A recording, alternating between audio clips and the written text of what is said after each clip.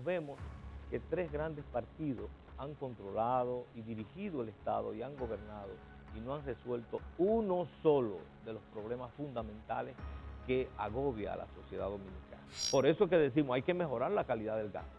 Hay que replantearse el esquema del presupuesto.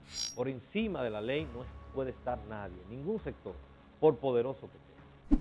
Acompáñanos en Memorias del Voto. Un viaje por la democracia dominicana. A esta sexta y penúltima entrega de las propuestas de los candidatos, serie de entrevistas con los aspirantes a la presidencia de la República que en los medios de comunicación del Grupo Cogito venimos haciendo desde 1996. Hemos ido presentando resúmenes muy breves de los debates anteriores y hoy les vamos a presentar a los participantes en las propuestas del 2012, que fueron Danilo Medina, Hipólito Mejía, Max Puig, Julián Cerulle, Eduardo Estrella y nuestro invitado de hoy, Guillermo Moreno. Veamos.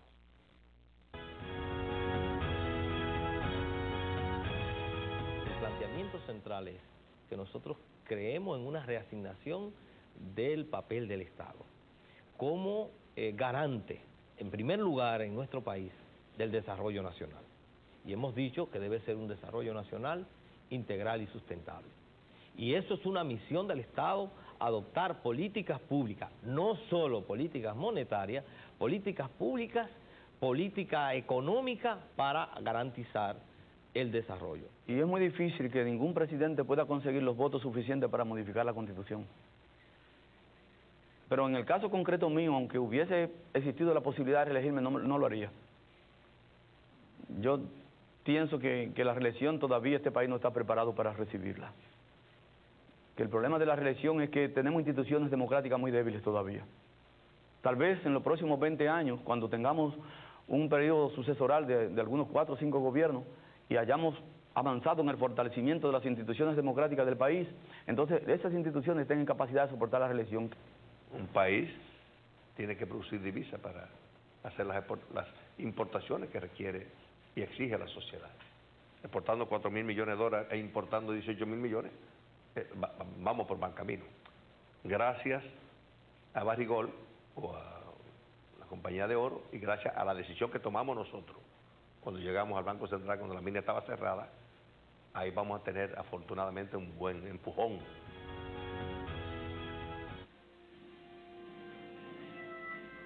Bueno, vamos a presentarles en esta ocasión al doctor Guillermo Moreno, quien es el candidato presidencial de Alianza País.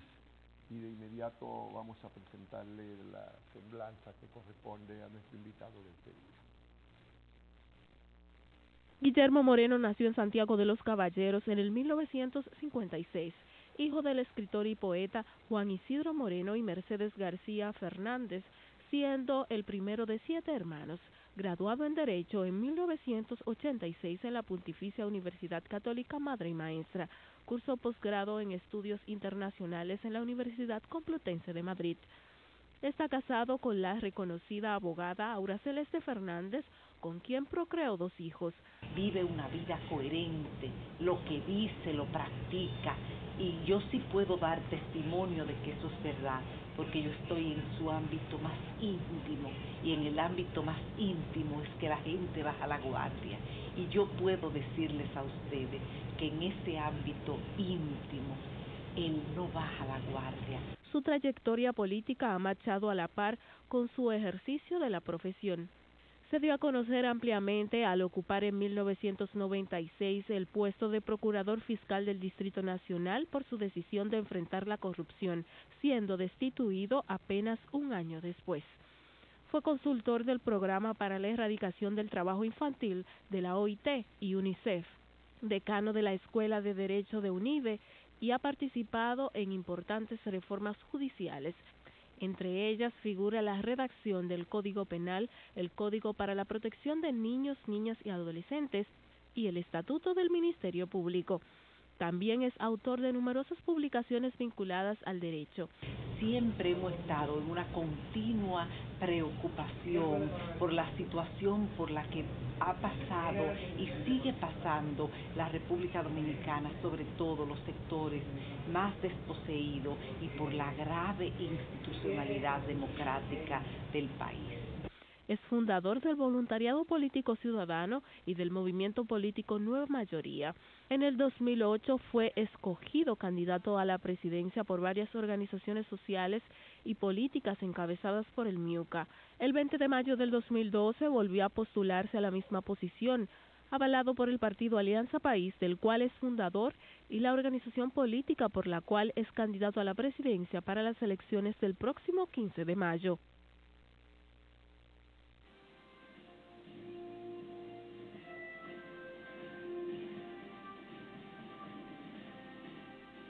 Bueno, el panel de periodistas para esta jornada de las propuestas de los candidatos está integrado por Alberto Caminero, del periódico El Nacional, Germán Márquez, del periódico El Día, Claudio Acosta, jefe de redacción del periódico Hoy, Javier Cabreja, de El Día, Telesistema Dominicano, Luis García, de La Nota Diferente, Cuentas Claras, Adalberto Grullón, Teleantillas, y vamos a tener hoy a Danira Caminero recibiendo sus llamadas, sus propuestas de preguntas a través de las redes sociales.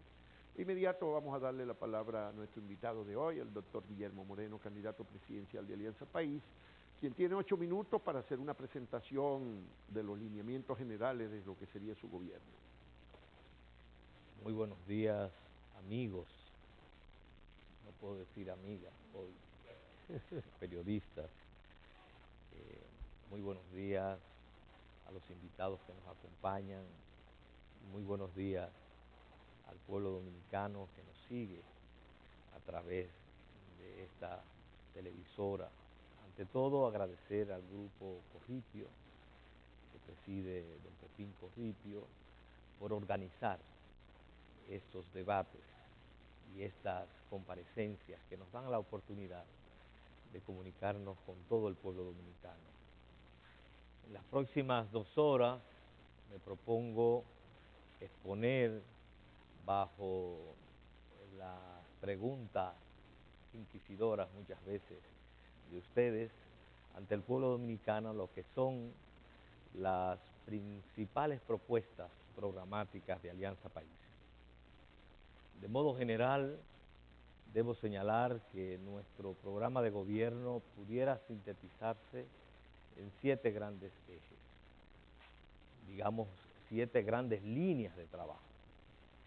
Propugnamos por una transformación de la República Dominicana para convertir a esta, en primer lugar, y es el primer eje, en un país de desarrollo productivo compartido, hacia una política de pleno empleo y con definida vocación exportadora. Un segundo eje es hacer de la República Dominicana un país justo, un país que garantice los derechos sociales, económicos, culturales, ambientales, un país en el cual no haya la profunda desigualdad, la marcada desigualdad de hoy, y que podamos avanzar hacia un país y convertirnos en un país de clase media. Un tercer eje es hacer de la República Dominicana un país democrático. Democrático en el sentido de que haya instituciones confiables y que funcionen, instituciones democráticas, con una profunda y definida participación ciudadana, tanto en la toma de decisiones como en el control de los representantes. Un cuarto eje es empujar para hacer de este un país seguro, un país sin violencia, regido por el imperio de la ley. Un quinto eje importante para nosotros es hacer de la República Dominicana un país verde, que protege el medio ambiente, sus cordilleras, sus montañas, sus ríos, que garantice no solamente el presente, sino también que le dé sostenibilidad para que puedan también disfrutar de este país las futuras generaciones. Y hacer también de la República Dominicana un sexto eje, un país soberano, un país que proteja, que defienda sus recursos naturales, que defienda su soberanía y su independencia en este mundo complejo de relaciones internacionales. Y un séptimo eje que constituye nuestro programa es hacer un gobierno honesto, un gobierno que maneje con pulcritud, con transparencia los recursos públicos, un gobierno donde no haya impunidad, donde no haya borrón y cuenta nueva para los corruptos y los que disponen del erario público de manera ilícita. Un gobierno en capacidad de investigar y llevar a las cárceles a los corruptos y un gobierno que, por tanto, elimine la impunidad. Este es el conjunto de propuestas programáticas de Alianza País en estas elecciones. Pero muchos podrán decir y pensar, bueno, propuestas. Por eso nosotros insistimos mucho en que es necesario, más allá de las propuestas, ver quiénes plantean las propuestas. Porque de una u otra manera, en los últimos 50 años, hemos estado envueltos en un círculo vicioso en la cual los partidos en los procesos electorales levantan propuestas y al hoy sintetizar estos últimos 50 años, del 76 al 2016, nos vemos que tres grandes partidos han controlado y dirigido el Estado y han gobernado y no han resuelto uno solo de los problemas fundamentales que agobia a la sociedad dominicana. Precisamente como una reacción a esos partidos tradicionales es que surge Alianza País, como una propuesta que busca ejercer la política. Es cierto, hemos venido a la política, no militamos en la antipolítica, estamos en la política, pero para cambiar la política, para hacer de la política una actividad diferente, una política que se puede ejercer con honestidad, una política que parta de un gran compromiso social, una política que se ejerza con capacidad, que se ejerza desde profundas convicciones democráticas y además que se ejerza la política con un profundo amor patrio.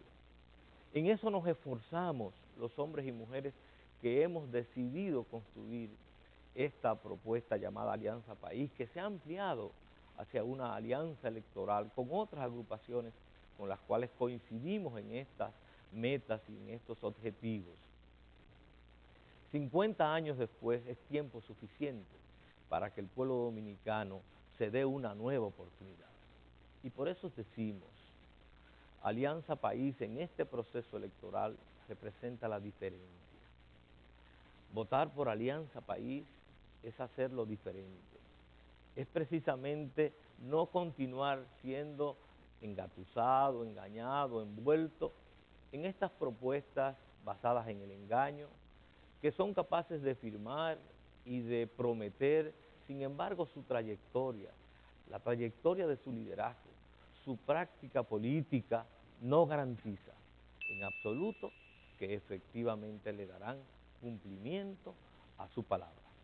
Por eso decimos, en este proceso electoral, el voto útil es el voto que se ejerce por Alianza País, porque es el voto que viene a fortalecer una propuesta política que tiene como destino, que practica la política, que la ejerce con una vocación definida, no solo de hacer un cambio político, sino de producir un cambio de rumbo en la República Dominicana.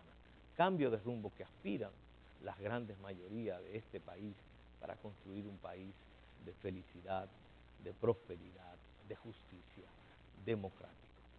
Esa es la propuesta de nuestra organización en este proceso electoral. Bien, de inmediato vamos a iniciar la primera ronda de preguntas. Los temas son las políticas económicas, modelo de desarrollo desarrollo, lucha contra la pobreza, redistribución del ingreso, pacto fiscal, política de exportaciones, endeudamiento. Y vamos a iniciarla con el editor político del diario El Nacional, Alberto Caminero. Gracias, buenos días, doctor Moreno. La corrupción es un cáncer que limita muchas políticas sociales y desarrollo del país, a pesar de que en las encuestas, cuando se le pregunta a la población, lo coloca siempre en séptimo, octavo lugar como una de sus preocupaciones. Sin embargo, es un mal que hay que erradicarlo. Un gobierno suyo, ¿cómo aplicaría una política de Estado que involucre a la sociedad, pero además que erradique ese mal? Nosotros creemos que hay que trabajarla a dos niveles. Lo primero es que tiene que haber un liderazgo en el Estado que asuma un compromiso de hacer un gobierno honesto. Tenemos que sentar el precedente, la regla tiene que entrar por casa, tiene que entrar en el despacho del presidente de la República, tiene que seguir en todo el Palacio Nacional y tiene que copar el Estado. Los gobernantes somos los que tenemos que trazar la pauta para hacer un gobierno honesto y desde ahí pautar a toda la sociedad. Por eso hablamos de hacer un gobierno honesto que maneje con pulcritud los recursos públicos, con transparencia, que no despilfarre, que rinda cuenta. Pero junto a esto hay que hacer una política real de persecución y de investigación de la corrupción. Nosotros hemos dicho y hemos asumido el compromiso de que el funcionario en nuestro gobierno que pida o reciba comisiones de su despacho va a la cárcel. Y quienes me conocen saben que yo no hablo, no relajo en esas materias. En la República Dominicana el funcionario que maneja recursos públicos tiene que manejarlo en un gobierno nuestro con la pulcritud como si él hubiera producido esos recursos. Por eso nuestros candidatos y candidatas firman un compromiso ético y anticorrupción, en los cuales, entre otras cosas, nuestros senadores y diputados renuncian al barrilito, al cofrecito y a exoneraciones para vender. Y además hemos asumido el compromiso de investigar los actos de corrupción no prescritos que de los últimos 20 años, porque es bueno ya, es conveniente ya que en la República Dominicana se acabe la impunidad y se acabe con el borrón y cuenta nueva. La República Dominicana definitivamente es un país inverosímil, donde el día más claro llueve, como diría Putin. Pero sobre todo es un país desigual, muy desigual. Usted habla en uno de sus ejes de construir un país de clase media, pero ¿cómo lograrlo? ¿Cómo pasar de ser un país extremadamente desigual a uno como el que usted dice? Si es de clase media, no hay más alternativa que bajar arriba y subir abajo. Es decir, nosotros necesitamos impulsar un país que a través de su política fiscal, a través de sus estrategias de desarrollo, sobre todo implique la oportunidad de una más equitativa distribución de la riqueza y del ingreso, que vaya produciendo en un proceso niveles de oportunidades. Nosotros no tenemos nada en contra de la riqueza, pero todos no podemos ser ricos en una sociedad. Ahora, lo que a nosotros sí nos alarma es la pobreza. Para nosotros la pobreza es obscena, permitirla y convivir con ella. Entonces nuestras políticas tienen que estar dirigidas a enfrentar realmente la pobreza y la pobreza extrema. Y para eso nosotros hemos planteado dos cuestiones que son básicas.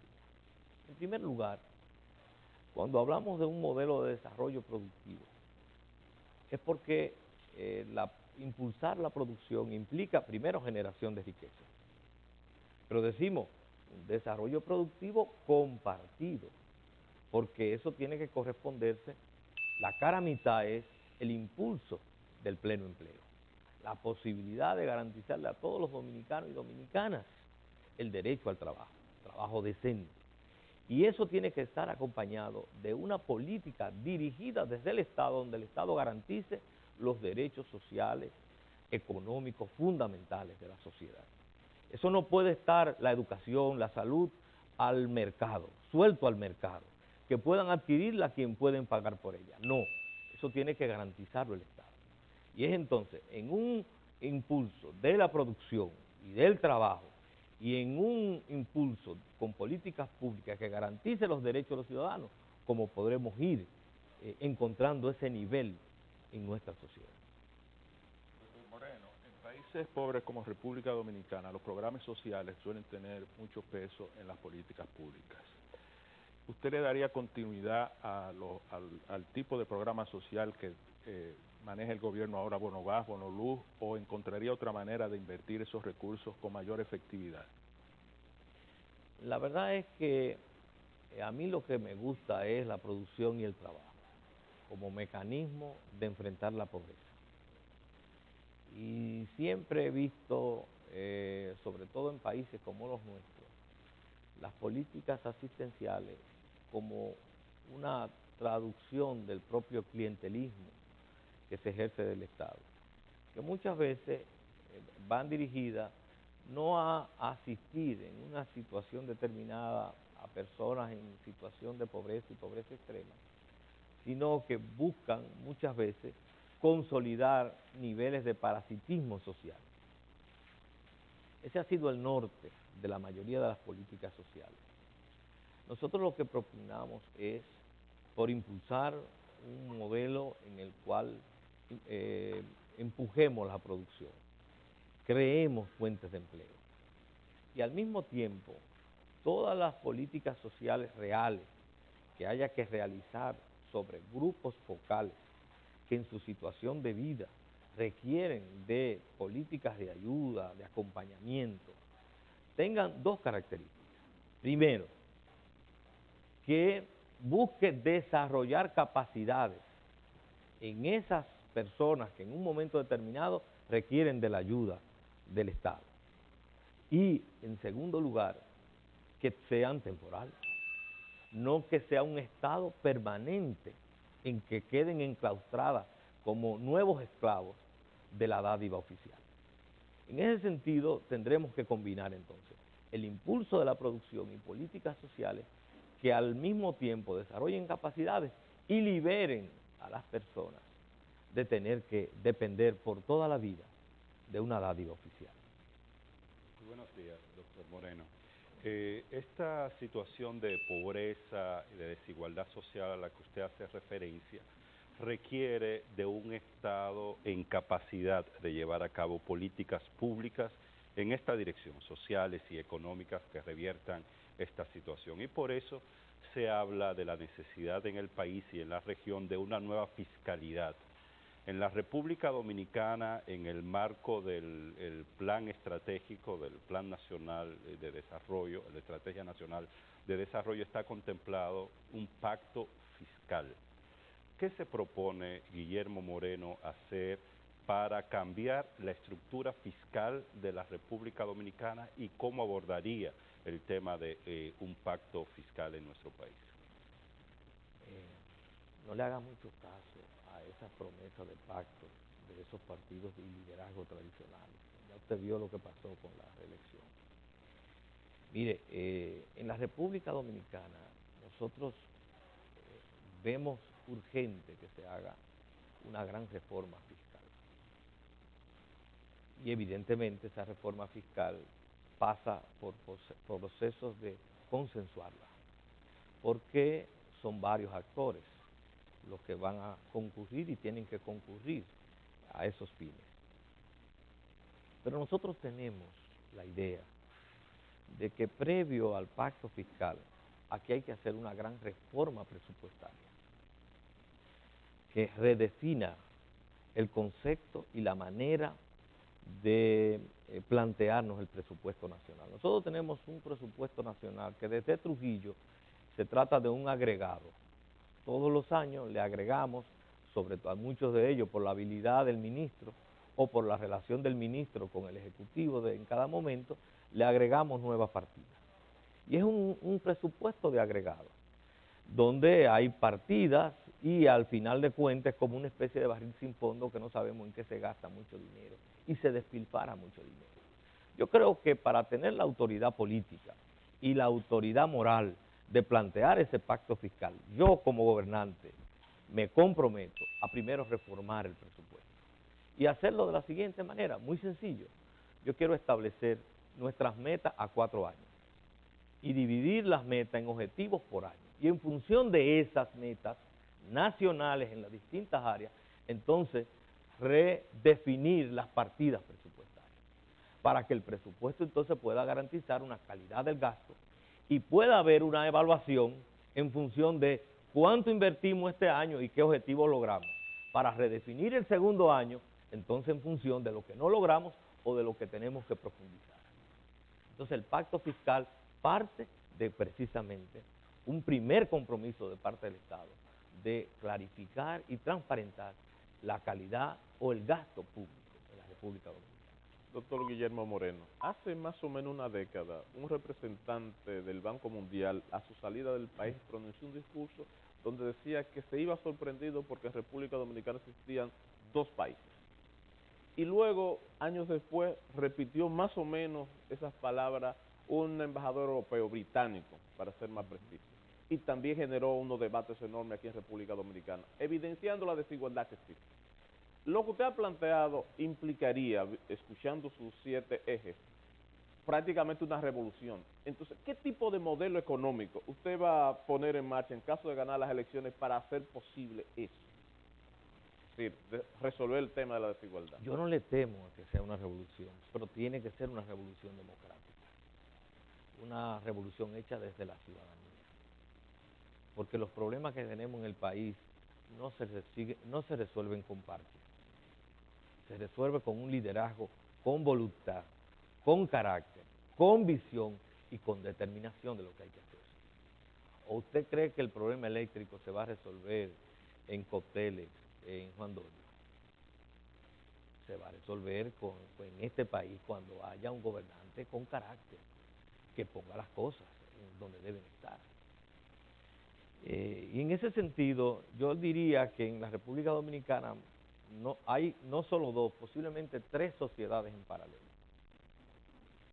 Una sociedad de pobreza y pobreza extrema, una sociedad de clase media que sobrevive y una élite que está en la punta de la pirámide. Y esas sociedades, lo peor es que viven en paralelo. Cada uno vive en un mundo que no se toca muchas veces. Y ese es el principal problema que tiene esta sociedad, los profundos niveles de desigualdad. A nosotros no nos gusta el modelo neoliberal, ni somos partidarios de él por eso.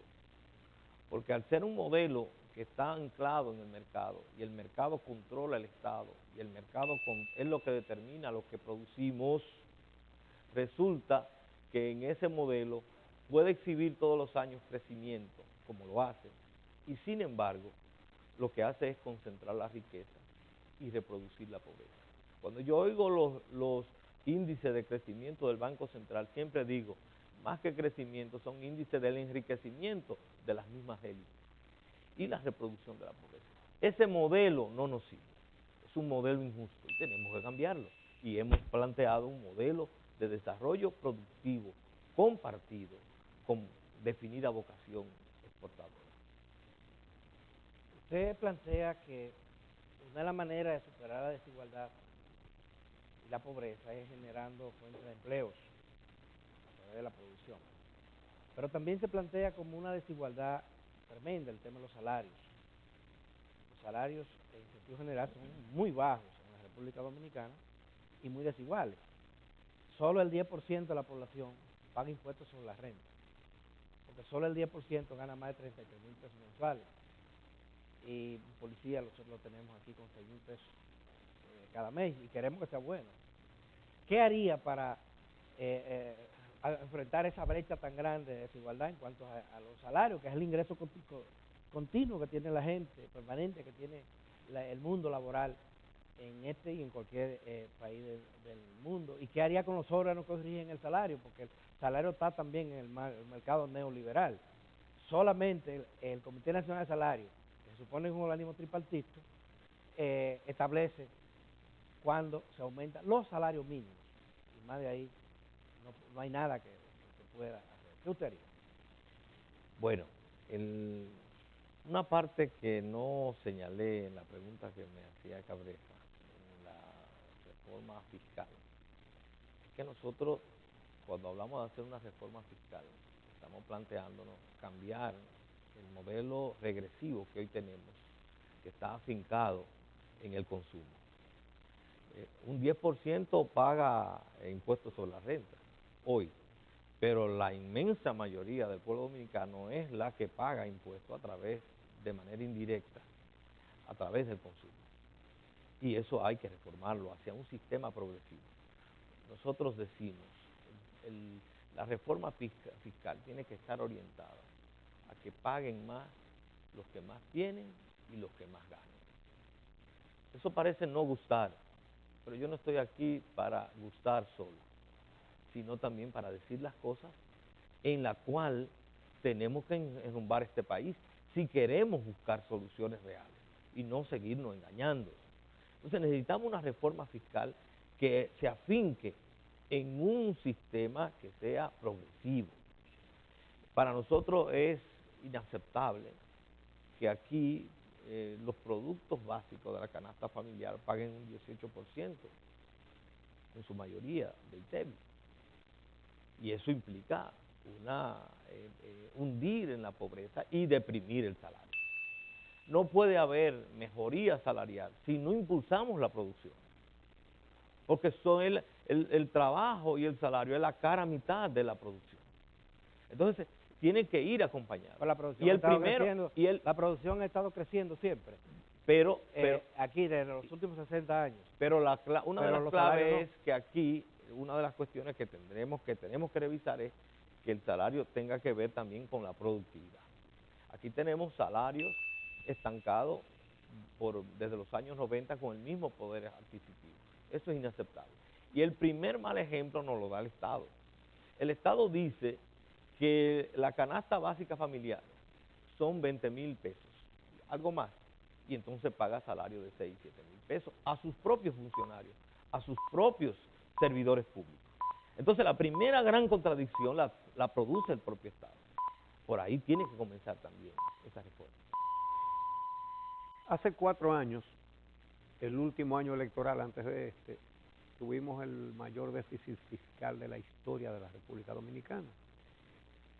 Los daños que esto produce en la sociedad se quedan impunes, ¿no? Usted, si lo favorece el voto de los dominicanos, si llega a la presidencia de la República, y usando la iniciativa legislativa que tiene el presidente, impulsaría una legislación para criminalizar este tipo de políticas, aun cuando eso limitara su propio ejercicio. Yo soy partidario de ese tipo de legislación, porque si algo nosotros tenemos que terminar en la República Dominicana es que los presidentes se conciban y actúen como monarcas, que están por encima de las instituciones, las leyes y la sociedad. Que en la República Dominicana, en un periodo de gobierno, se haya producido un déficit fiscal de 205,000 millones de pesos y no haya ni una investigación, a pesar de las denuncias de corrupción y de despilfarro, nos demuestra a nosotros que las instituciones de la República Dominicana no funcionan y que el partido que controla el Estado también controla la justicia y controla la impunidad. Eso no puede seguir. Una sociedad democrática no puede funcionar así. Lo tenemos que entender. O sea, o creemos en una sociedad democrática donde las instituciones funcionen y donde cada uno juegue su papel, o no creemos. Nosotros creemos en una sociedad democrática. Y la justicia tiene que tener la capacidad de investigar cuando alguien se apropia de los recursos del público, porque esos 205 mil millones de pesos que fueron robados de la población en su gran mayoría a través del despilfarro y de actos de corrupción y para favorecer una candidatura presidencial, lo sacaron del tributo que pagan los ciudadanos, pero peor aún, lo tenemos ahora que volver a pagar, porque resulta que no solamente nos lo roban cuando hay el déficit, sino que luego para cubrir el déficit tenemos que volver a pagar. El pueblo lo paga 2 veces. Eso no es posible. Y en ese sentido es necesario tener una legislación y mecanismos de control legales, constitucionales sobre los gobernantes. Y el más importante, el control ciudadano. El control que controla los controles internos del Estado. Porque finalmente, como pasa ahora, un partido puede terminar controlando todos los poderes del Estado. Y muchas veces dejar a la sociedad desprotegida. Nosotros necesitamos el control externo que proviene del ejercicio de la soberanía ciudadana. Doctor, es evidente que para mejorar los servicios fundamentales de salud, salubridad, medio ambiente, alcantarillado, para mejorar las pensiones del Estado, que el 90% está en 5.117 pesos, para elevar los salarios públicos, para pagarle a los policías y a los militares, a la corrupción. Se requiere dinero.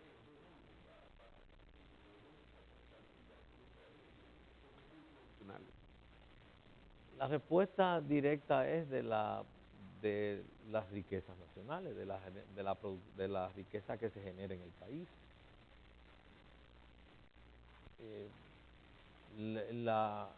Nosotros no podemos seguir en un esquema en el cual los déficits se cubren solo con endeudamiento. Incluso ya hemos llegado al límite de nuestro endeudamiento. Tiene que ser la riqueza que genera la sociedad, la que finalmente se redistribuya para cubrir y darnos a todos la oportunidad de una vida en dignidad. El problema que pasa, sin embargo, es que el Estado que hemos tenido es un despilfarrador y es corrupto. Entonces, el proceso hacia una reforma fiscal pasa por una reforma en el propio Estado. Porque es que hoy día el Estado dominicano no tiene autoridad moral para hablar de subir impuestos con el despilfarro que tiene el Estado. Incluso donde no sabemos a ciencia cierta cuánto es que nos falta, porque los desvíos y las desviaciones y el despilfarro son de tal magnitud que no podemos precisar cuánto más es que necesitamos para cubrir las necesidades, para garantizar los derechos. Entonces, lo primero que tenemos es que sanearnos. El órgano que va a aplicar la reforma, que va a impulsar la reforma, tiene que empezar saneándose y ganando la autoridad moral y política frente a la sociedad. Por eso es que decimos, hay que mejorar la calidad del gasto. Hay que replantearse el esquema del presupuesto. Y a partir de ahí, entonces, en comunión con la sociedad, decirle, tenemos esta presión tributaria, necesitamos subirla. Claro, para subirla vamos a afectar a los que más tienen. Y vamos entonces a sentarnos con ellos, vamos a hablar con la sociedad para entonces subir esa presión tributaria. Y que la propia sociedad nos fiscalice a partir de ahí. Tiene que ser ese proceso, esa dialéctica, lo que nos lleve precisamente a superar esta situación. Bien, Danira Caminero está en contacto con las redes sociales. Vamos a ver las nuevas que nos tienen. Muchos buenos días a todo el panel de periodistas que nos acompañan en esta mañana. También buenos días al candidato presidencial por Alianza País, Guillermo Moreno. Recordarles que ustedes pueden ser parte de esta propuesta de los candidatos Voto 2016. Pueden vernos en tiempo real en nuestra página web telesistema11.com.do/candidatos proponen y también enviarnos sus preguntas con el hashtag candidatos proponen. En este caso, vamos a leer la pregunta de Mariana Almonte. Guillermo Moreno, ¿cómo usted convencería a los que no buscamos beneficios particulares de que lucharía contra la pobreza?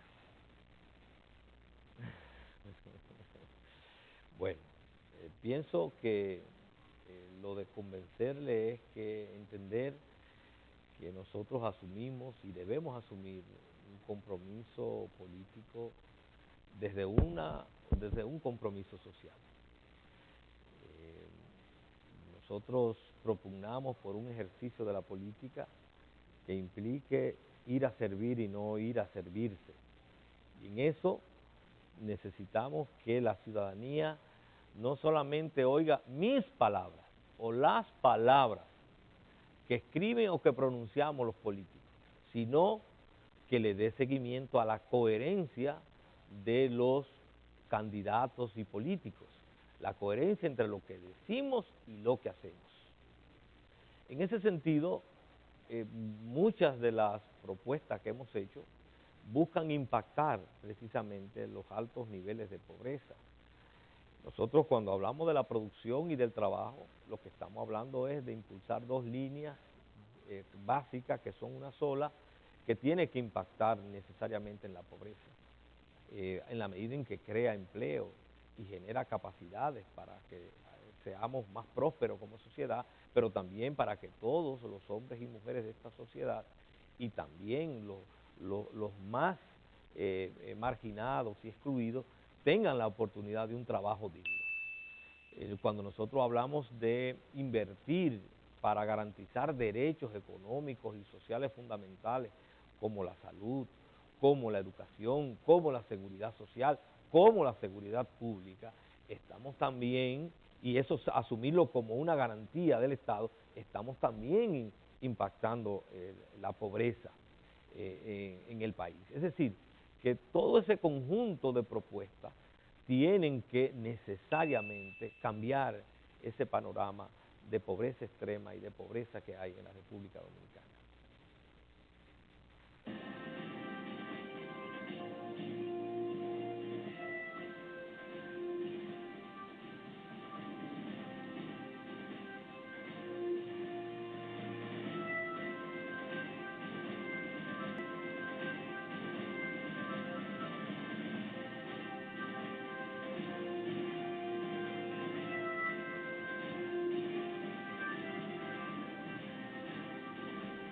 Vamos de inmediato a esta segunda ronda de la jornada con el doctor Guillermo Moreno, el candidato presidencial de Alianza País.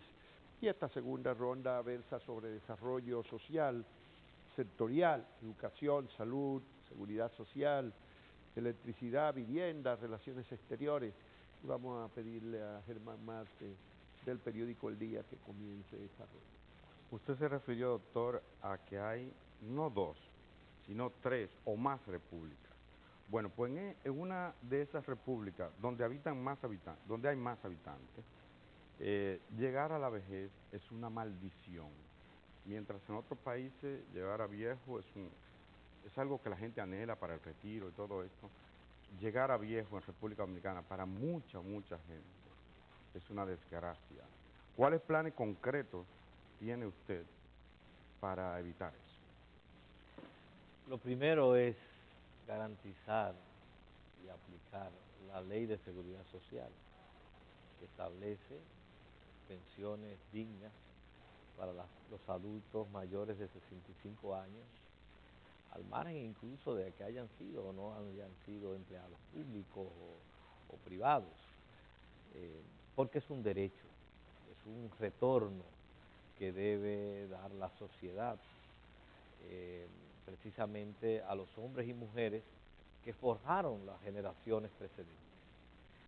Nosotros además en nuestro plan de gobierno hemos hablado de construir y desarrollar en todos los barrios y comunidades pobladas lo que hemos llamado los clubes de los adultos mayores, es decir, casas en las cuales no se trata de asilos, sino casas en las cuales los adultos mayores de un barrio que ya están pensionados puedan tener acceso a compartir, a alimentarse, los que quieren jugar dominó, ver televisión, leer la prensa, que se convierte en un modo de relaciones humanas que tienen un gran efecto sobre un adulto mayor, que muchas veces,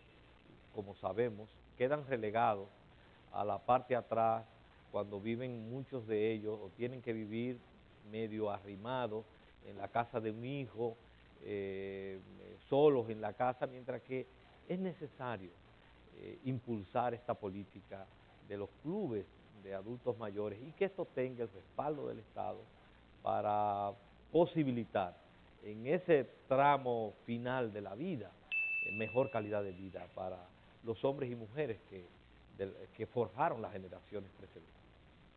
Doctor, ¿qué haría un gobierno de Guillermo Moreno para rescatar el sistema público de salud de su vergonzoso descalabro? Los gremios del sector están reclamando un 5% del PIB. ¿Es un problema de dinero solamente? Es un problema de dinero y es un problema de políticas públicas en materia de salud. Nosotros creemos que hay que cambiar el paradigma actual de salud que está fundado en una estrategia curativa.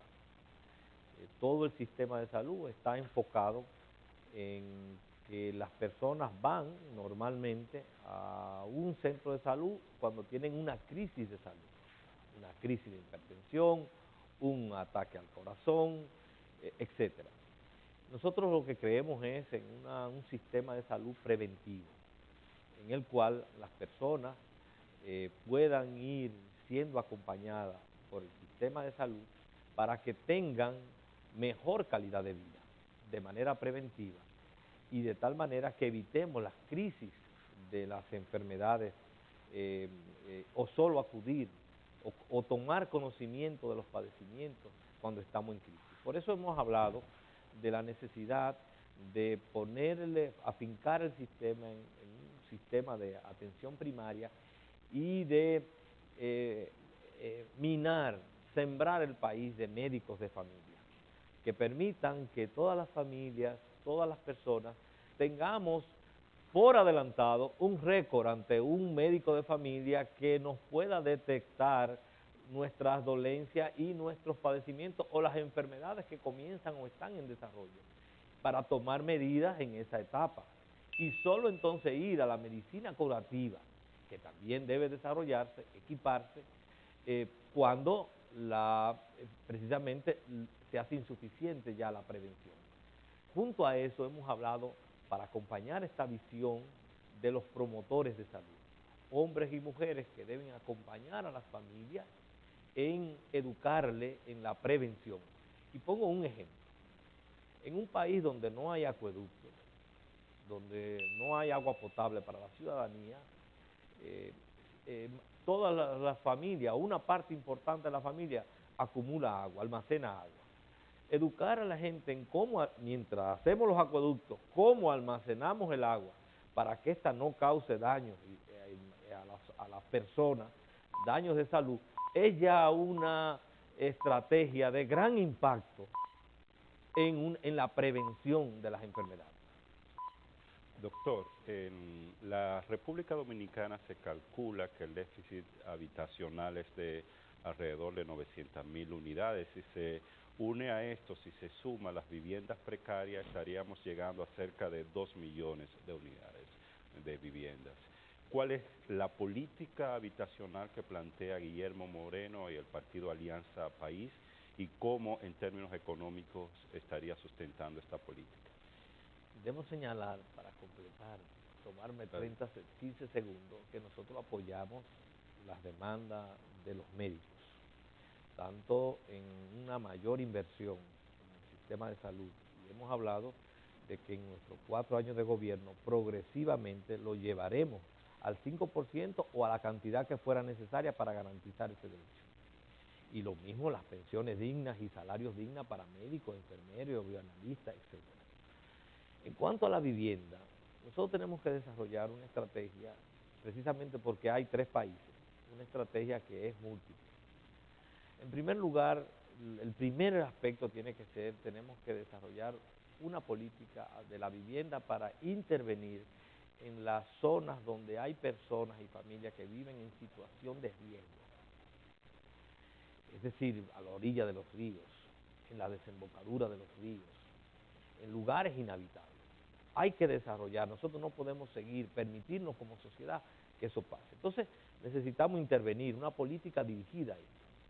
Lo mismo necesitamos también intervenir para mejorar la calidad de muchas viviendas como política de Estado, que si bien están habitadas y tienen 4 paredes, pero no tienen la calidad para ser habitables con dignidad. Entonces tenemos que plantearnos una política de dignificar la vivienda. Y luego tenemos que crear un gran fondo para la vivienda accesible, créditos blandos, que permita que las personas puedan hacer realidad, aquellos que ganan un salario, que tienen un ingreso, hacer realidad, adquirir una vivienda. Y que el Estado entonces tenga una política que facilite esa posibilidad. Todo esto pasa por una reestructuración de los sectores que hoy día intervienen en la vivienda, que vemos que en el Estado, como en muchas áreas, hay una gran dispersión. Implica unificar todos estos sectores y darle una direccionalidad al sector vivienda, a la política pública de vivienda, unificando precisamente todos los sectores que del Estado intervienen. Doctor, en 30 segundos, usted habló del agua, de cómo manejar el agua y de las viviendas. El 52% de las viviendas del país todavía no tienen agua adentro. ¿No sería preferible, más que enseñarle a manejar el agua, ponerle agua a todas las viviendas? Totalmente. Pero ponerle agua a todas las viviendas posiblemente es un proceso. Sí. Tenemos que, la crisis de nuestro país implica que tenemos que tener soluciones a corto plazo, a mediano plazo y a largo plazo. A corto plazo implica que en lo que llegue el acueducto tenemos que aprender a manejar el agua, porque el agua se necesita las 24 horas del día. Ahora, el acueducto se tomará 1 mes, 3 meses, 1 año, 2 años, 3 años, y entonces tenemos que hacerlo. Pero eso es un problema fundamental que tenemos que resolver. La Constitución Dominicana establece que el presidente de la República es el jefe de la política exterior.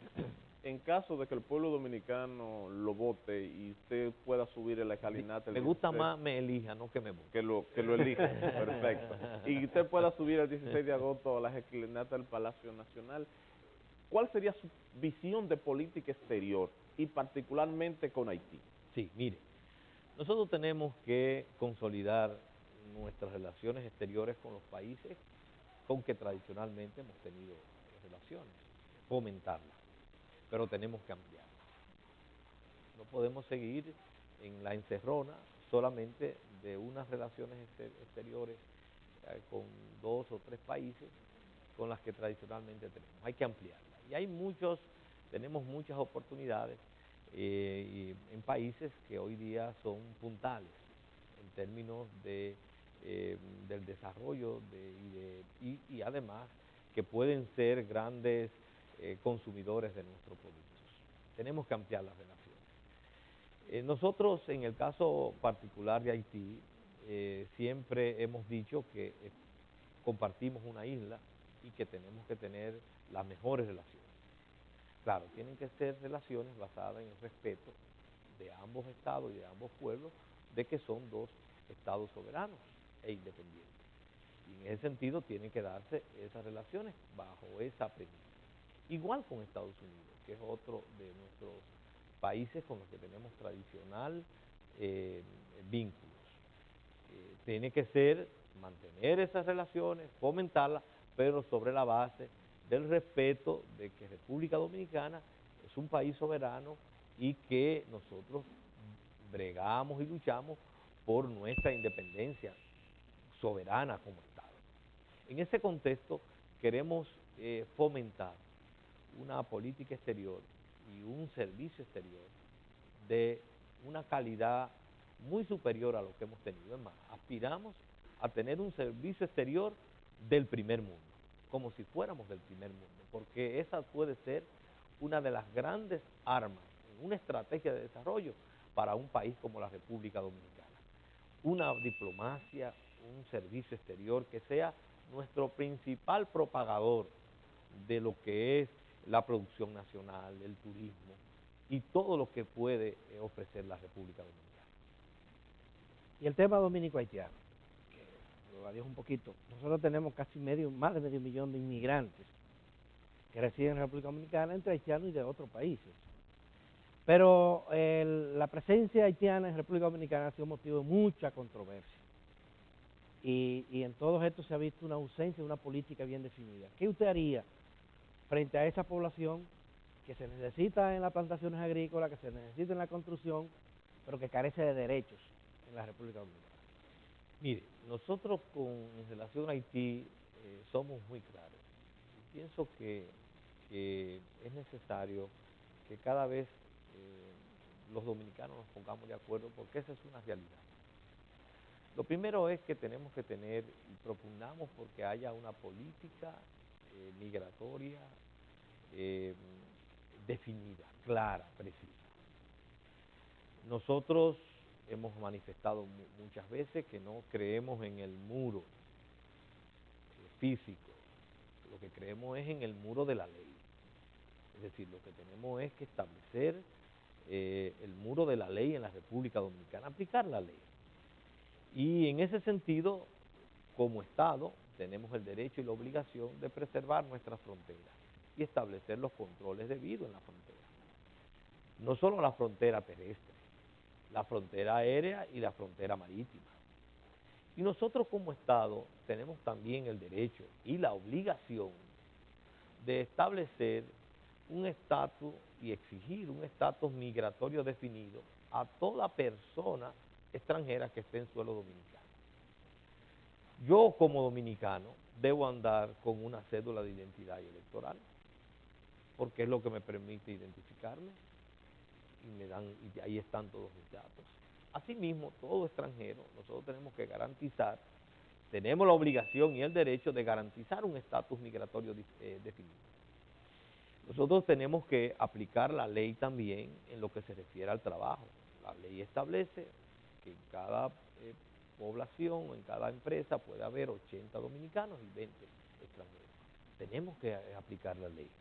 Y cuando esa ley se viola, establecer las sanciones debidas, sobre todo al empleador que violente la ley, para que haya, insisto, unas reglas definidas.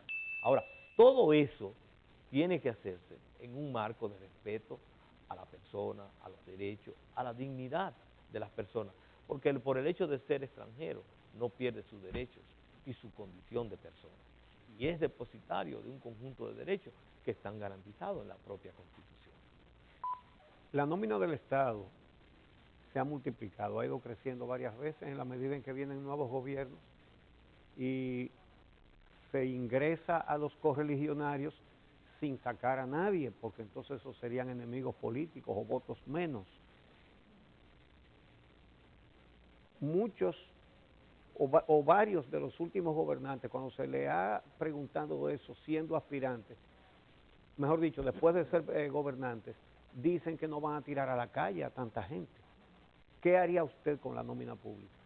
Lo que pasa es que el modelo en que está funcionando la República Dominicana, que no es un modelo de impulso de la producción, ha creado una deformación, que es que el Estado es el principal empleador. El Estado es como una especie de aeropuerto donde todo el que quiere un empleo o busca un empleo aterriza en él. Y entonces eso ha creado esa situación, una nómina supernumeraria, pero eso lo que refleja no solamente es el clientelismo político, que es una parte, sino también la crisis del modelo económico, porque es un modelo económico que no genera empleo, que no genera empleo formal. En la República Dominicana estamos frisados por muchos años en un desempleo que ronda entre el 14 y el 15% estructuralmente. En el caso de los jóvenes de menores de 35 años, se habla de un 29% y somos líderes en la región. Y en la República Dominicana el 60%, hay un 60% de trabajo precario, informal, sin IPER. En esa estructura es que precisamente el Estado se convierte en el principal empleador. Si nosotros no modificamos la estructura, el modelo económico, eso seguirá pasando. Ahora, hay aberraciones como por ejemplo las nominillas, que se trata de que personas, por ser miembros del partido oficial, son adscritos a ministerios y entonces ellos sobreviven como zánganos en la administración pública. Es más, ni tienen que ir, ni tienen que desempeñar una función que no sea, por ejemplo, ahora en tiempo de campaña. Muchos de esos que acompañan al presidente reeleccionista son parte de esos zánganos políticos de las nominillas que se lo asignan semanalmente. En esta semana le toca a los zánganos de la nominilla del Ministerio de Educación. Entonces ponen 3 o 4 autobuses, los llenan de ellos y van y acompañan. Y son los que ustedes ven en muchos de esos recorridos en las calles. Entonces eso evidentemente tiene que acabar. Mira, sin duda es que hay déficit habitacional, pero también hay otro más, y es el hecho de que muchas viviendas en las principales ciudades que no tienen título de propiedad, personas que viven ilegalmente, pero son sus propiedades, pero también las parcelas no tienen título de propiedad. ¿Y qué hacer? ¿Cuál es su política en función de eso y contra los invasores de terreno? En todas las campañas electorales hemos oído decir que se va a resolver eso. Sí. Desde que yo recuerdo, la primera campaña que yo recuerdo. Entonces yo debería decir que no se va a resolver. Siempre se va a dar título miren, a todo lo que miren, no le falta. Miren, lo que pasa es, Juan Bolívar, insisto, que el problema no es decirlo, es quién lo dice. Y excúsenme la inmodestia, pero si yo le digo que voy a resolver el problema de la propiedad, la voy a resolver. Bueno, es muy sencillo. Usted tiene una propiedad que tiene un título y usted tiene derechos adquiridos. Usted tiene que establecer a través de una ley un mecanismo a través del cual, en función de esos derechos adquiridos legítimos, usted pueda compensar al propietario de lo que son sus derechos y al mismo tiempo garantizar el derecho adquirido de esta persona que, digamos, tiene una cantidad de tiempo ocupando ese terreno. Aquí hay varios completos. Entonces nosotros tenemos que hacer un proceso de saneamiento de cada una de esas viviendas. Y eso no solamente pasa en las ciudades, pasa en el campo. Y es uno de los problemas más graves para el impulso de una política de desarrollo agropecuario en el país, porque esa precariedad también se refleja en el campo. Son millones las tareas, y lo conozco a fondo el problema, son millones las tareas en situación indivisa, no en situación solo de ocupación, sino en situación de que el propietario original era el abuelo o el tatarabuelo, y hay ya 3 y 4 generaciones que ocupan el terreno sin ningún tipo de división y donde nadie está determinado, sino que las personas tienen fondos que ocupan. Eso implica toda una política de Estado, de saneamiento del territorio. Y eso es posible. En los años 40 se hizo. Es posible hacer esa tarea de saneamiento del país, de todo el territorio del país, tanto en la zona urbana como en la zona rural, combinado con una ley de reordenamiento territorial, que es en la República Dominicana urgente, porque estamos dedicando terrenos fértiles, actos para la producción, para construir urbanizaciones y usos distintos a lo que pudiera ser ese uso productivo en un país que solo tiene 48.000 kilómetros cuadrados. ¿Qué preguntan en las redes sociales, Danira Caminero? Sí, recordarle a nuestros amigos televidentes que pueden sintonizar la propuesta de los candidatos Votos 2016 a través de la página web telesistema11.com.do/candidatos proponen y enviarnos sus preguntas con el hashtag candidatos proponen. La siguiente pregunta dice, ¿qué planes tiene usted para erradicar los problemas energéticos y hacer que ricos también paguen el servicio?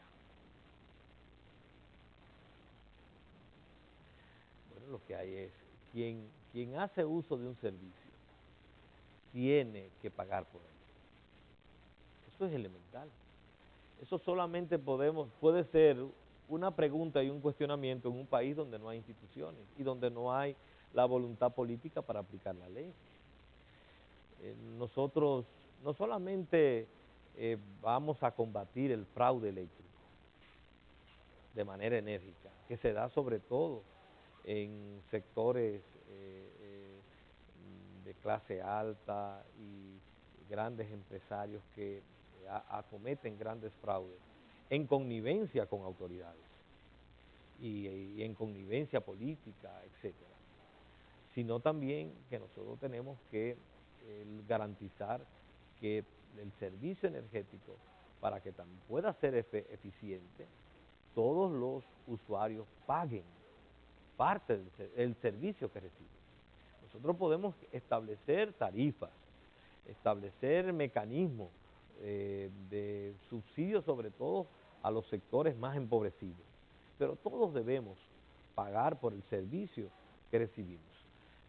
Los dominicanos, yo veo que en todos los sectores sociales se compran tarjetas para utilizar el teléfono, para recargar el teléfono. Y entonces cada quien recarga el teléfono, unos con una tarjeta de 30 pesos, otros con otra de 50, otros con de 100 y otros lo tienen libre. Bueno, entonces así mismo es necesario regular el tema del fraude eléctrico. No podemos permitir. Si nosotros permitimos, los pequeños fraudes llevan a los grandes fraudes y los grandes fraudes también alimentan los pequeños fraudes. Se crea toda una sociedad donde todo el mundo tiene una excusa para violar la ley.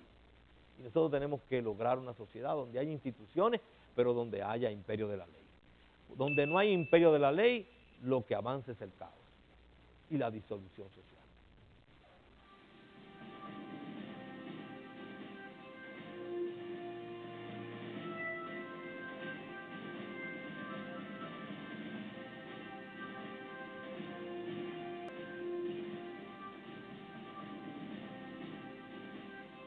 En esta tercera ronda, con el candidato presidencial de Alianza País, el doctor Guillermo Moreno, vamos a tratar sobre seguridad pública, delincuencia, crimen organizado, policía, fuerzas armadas y seguridad vial. Iniciamos con Claudio Acosta. Doctor Moreno, los empresarios tienen años quejándose del monopolio del transporte de carga, de lo que significa para sus costos y para la competitividad de la economía en sentido general. Y eso lo saben los gobiernos también desde hace muchos años. El problema es que no se atreven a marchar. ¿Usted se atrevería? Nosotros abjuramos de toda forma de monopolio en la República Dominicana, a excepción los que tenga que asumir el Estado. Por tanto, un gobierno que no tenga capacidad para enfrentar un monopolio debiera entregarle a ese sector el gobierno, porque no tiene voluntad ni carácter. Así no es que nosotros concebimos ni el gobierno ni la dirección del Estado. Por encima de la ley no puede estar nadie, ningún sector, por poderoso que sea. En ese sentido, nosotros hemos asumido el compromiso de organizar el tema del transporte de carga y el transporte también urbano e interurbano, donde haya participación de los distintos sectores, pero donde ningún sector lo controle e imponga sus criterios y sus exigencias monopólicas. Es decir, que tenemos la determinación de enfrentar ese tipo de monopolio que indudablemente es perjudicial, muy perjudicial para la producción y sobre todo sujeta una parte importante de la actividad productiva a los criterios de un sector que entonces fija precios. Eso no puede ser. El día de hoy la encuesta Gallup nueva vez establece que los dominicanos y las dominicanas entienden que el principal problema en el país es el de la delincuencia, 53.2% hoy, según la encuesta Gallup hoy. ¿Qué se propone hacer Guillermo Moreno para enfrentar ese serio problema que tenemos en el país, el de la delincuencia y la criminalidad? Esa es una de las cuestiones que el gobierno no se entera, parece. Constituye uno de los más graves fracasos de este gobierno que preside el presidente reeleccionista. La delincuencia ha llevado a este país a que los ciudadanos y ciudadanas vivamos con miedo de salir a la calle, de ir a un parque. Eso hay que resolverlo, hay que enfrentarlo. Y nosotros tenemos una estrategia, digamos, a 3 niveles, de manera siendo muy sintético. En primer lugar, hay que atacar las causas que generan mucha de esta delincuencia y de esta criminalidad, lo que vamos a llamar la matriz económico-social del fenómeno delincuencial.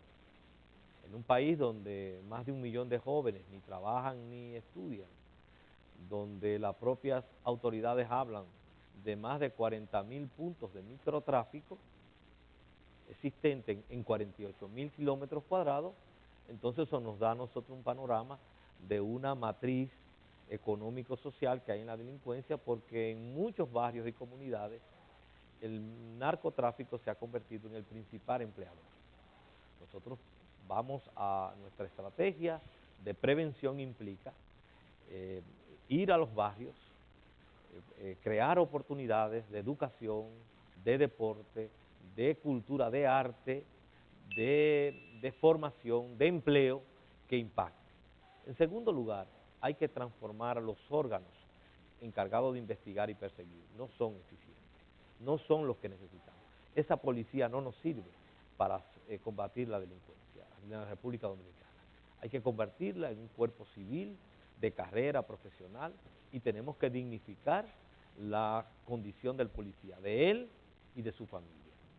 Nosotros hemos asumido la necesidad de un salario mínimo de 20.000 pesos para el policía, más los incentivos. Y lo mismo hay que hacer con el Ministerio Público, hay que transformarlo para que éste tenga realmente el monopolio de la investigación. Y en tercer lugar, hemos dicho, junto a esas dos estrategias, hay también que aplicar la ley con puño de hierro en una serie de materias en las cuales no es posible que siga habiendo impunidad. Sicariato, narcotráfico, corrupción, violencia contra la mujer, feminicidio. Hay que aplicar la ley con puño de hierro. En la República Dominicana nosotros colocamos como si fueran indisolubles los temas de defensa y de seguridad nacional. Evidentemente que en seguridad nacional nosotros tenemos una seguridad pública que tiene muchas amenazas. No así en el ámbito de la defensa, porque no parece que el territorio dominicano vaya a ser atacado ni por tierra, ni por aire, ni por mar. Entonces, la Constitución dejó la brecha de que pudiera nombrarse un ministro de defensa civil, lo establece. En su gobierno usted daría ese paso dado el hecho de que en América solamente 2 países tienen ministros militares todavía. Esa es una idea que siempre hemos sostenido, un jefe de defensa civil, sobre todo porque se trata del ministro y este es un gobierno y debe ser un gobierno democrático. Y eso permitiría que precisamente todo el tema de defensa y seguridad tenga un nuevo enfoque, un enfoque más ciudadano y más democrático. Nosotros, por ejemplo, creemos que los militares y los policías deben tener derecho al voto, por una razón sencilla. No tiene sentido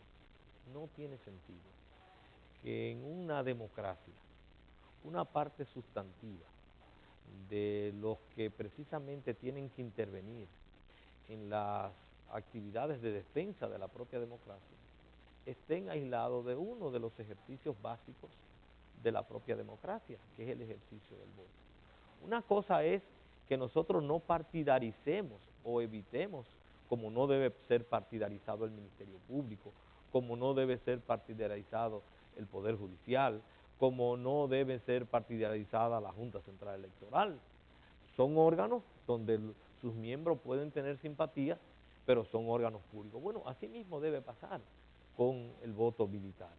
es decir, ejercer ese derecho. Y yo pienso que la medida en que nuestros militares y policías se involucren en el ejercicio ciudadano de elegir y ser elegidos, serán mejores defensores de la propia Constitución y de la propia democracia, la cual ellos juran defender.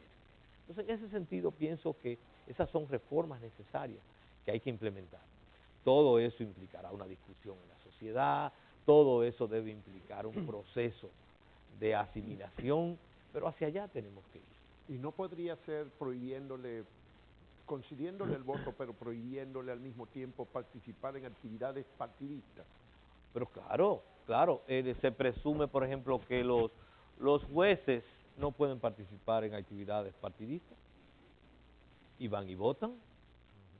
Es más, los funcionarios no deben participar en funciones partidistas. Bueno, ¿en qué país es eso? Hay un momento, aquí hay un momento para reírse, ¿verdad? ¿En qué país Este es el momento para reírse. Bueno, pero lo que quiero decir es, así es que está organizada la democracia, es decir, siempre habrá unos incumbentes en el Estado y nadie puede prevalerse de su condición para favorecer a un grupo determinado o al partido oficial. Bueno, pero eso que está planteado también en esos renglones, debiéramos aplicarlo en el caso de los militares y de los policías y permitir que también puedan ejercer el derecho al voto. Doctor, sobre el tema de equidad de género. Ustedes saben lo que implica la privación en términos de su condición de ciudadano, que un policía y un militar no pueda votar.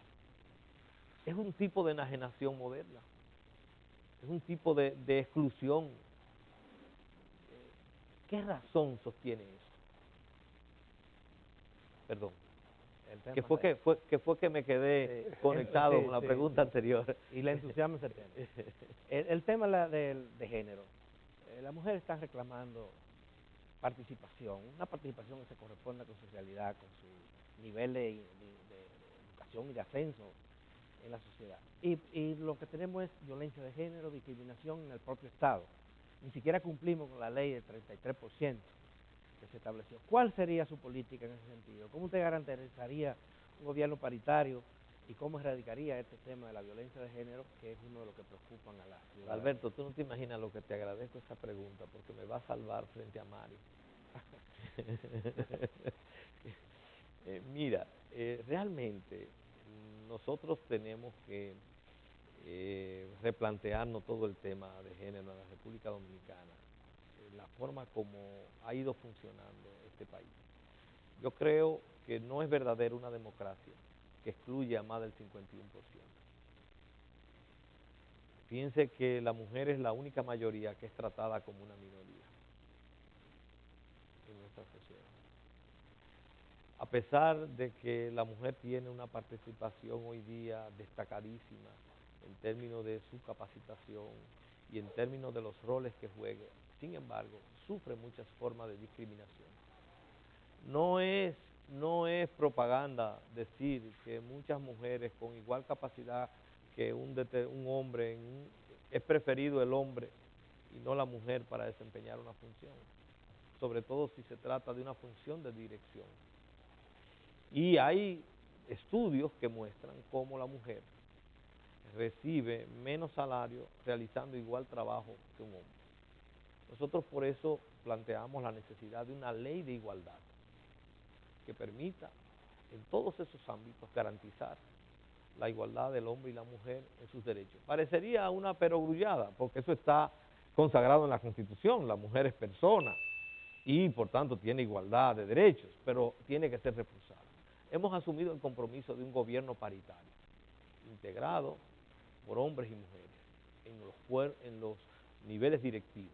Y en cuanto a la violencia contra la mujer, hemos planteado también la necesidad de librar una lucha tenaz.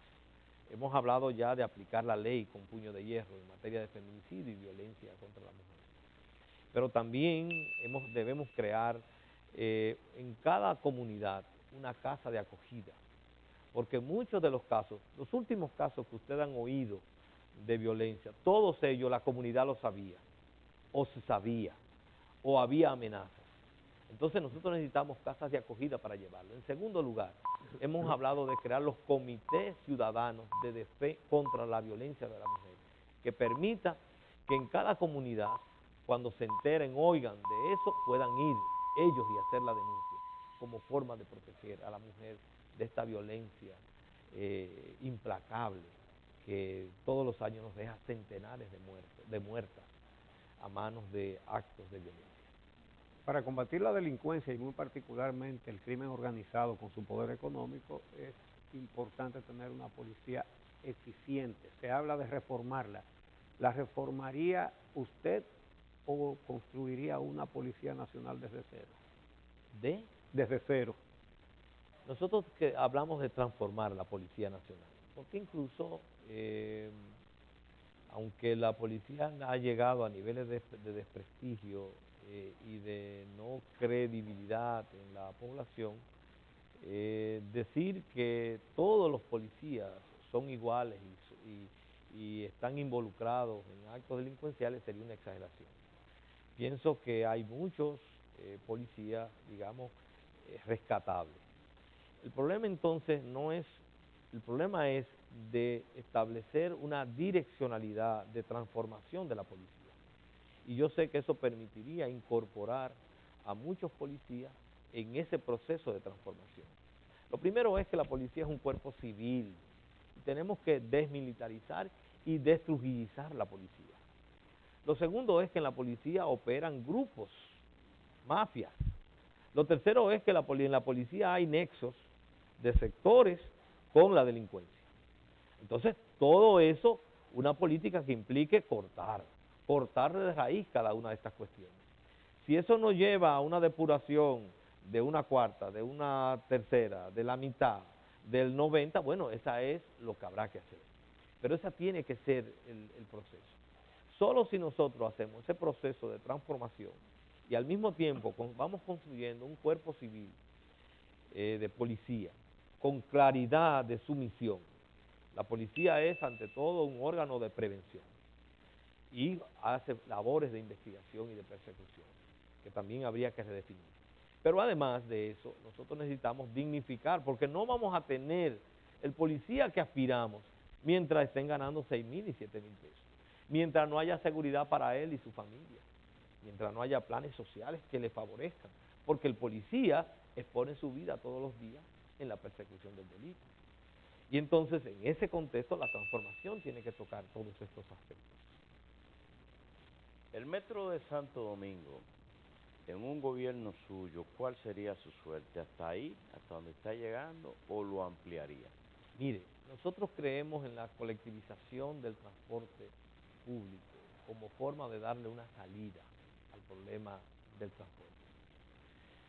Indudablemente tenemos que encontrar formas de aprovechar las instalaciones actuales que se ha desarrollado en el metro, que debo decir que es bastante caro, que no ha salido al pueblo dominicano, porque hemos tenido que sufragar una obra costosísima, que incluso nosotros criticamos no el hecho de tener un metro, sino el metro, el estilo, la modalidad que se eligió.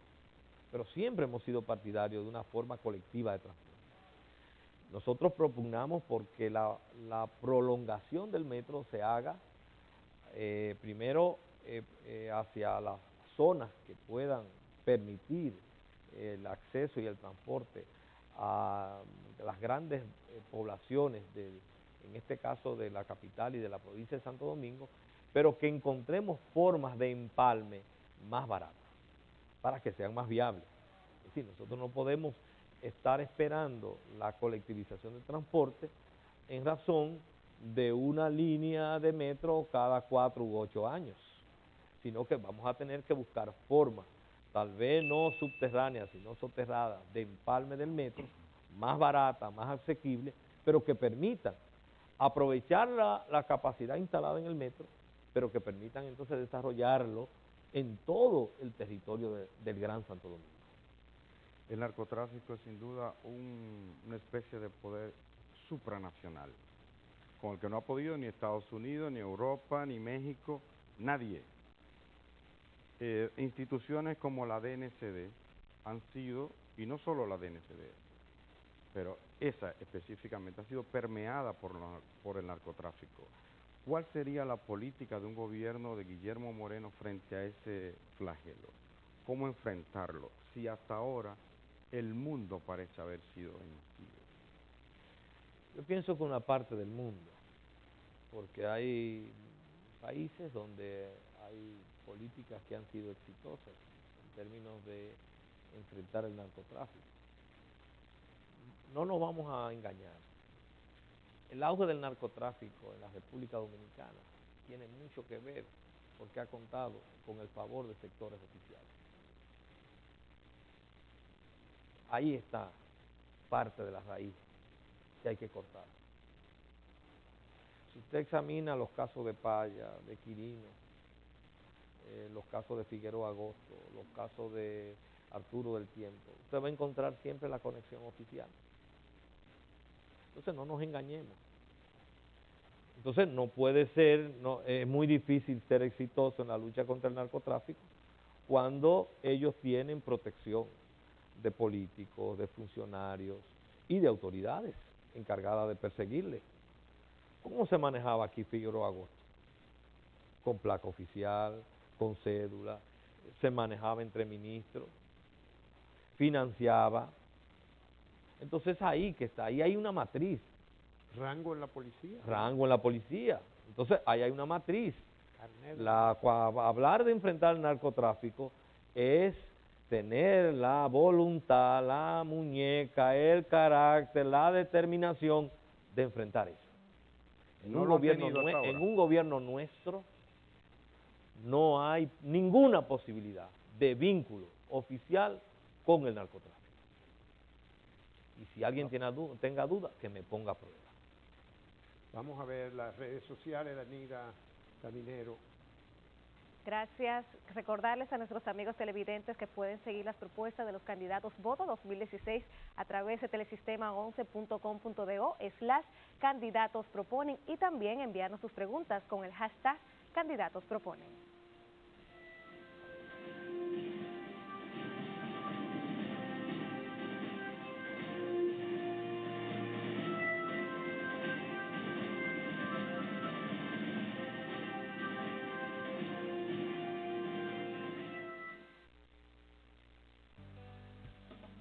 Hoy es la oportunidad de estar con los que quiero. Hoy doy un paso hacia mis metas. Hoy apoyo a los demás. Hoy se toman grandes decisiones. Hoy está en tus manos. Tu mundo empieza hoy.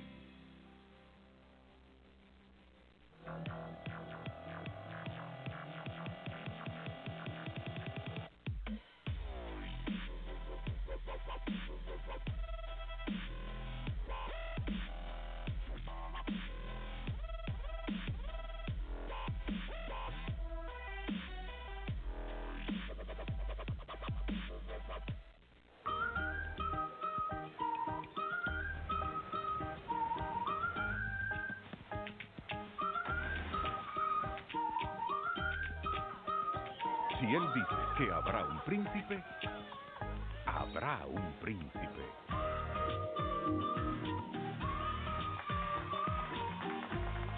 En Tiendas Corripio cumplimos nuestras promesas para hacerte la vida más cómoda.